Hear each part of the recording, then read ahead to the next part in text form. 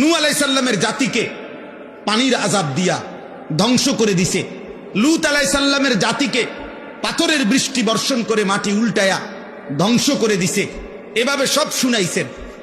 এই সময় একজন কাফের নজর ইবনে হারেস, এই কাফের সর্দার আল্লাহ নবীর উপস্থিতিতে বিদ্রুপ করে, টিটকারি করে, ঠাট্টা করে আল্লাহর কাছে হাত তুলছে। মুনাজাতের মতো হাত তুইলা নবীজির সামনে বলতেছে, আল্লাহুম্মা ইন কানা হাদা হুয়াল হাক্ক মিন ইনদিক ফাআমতির আলাইনা হিজারাতাম মিনাস সামা আবিতিনা বিআযাবিন আলীম। হে আল্লাহ, মুহাম্মদের কথা মতো যদি সত্যি সত্যি তুমি আযাব দিতেই পারো, তো তাইলে এখন আমাদেরকে আযাব দাও। আমরা তোমার কালেমা গ্রহণ করলাম না, চাই তুমি সর্বোচ্চ কি আযাব আছে তোমার কাছে এটা দাও।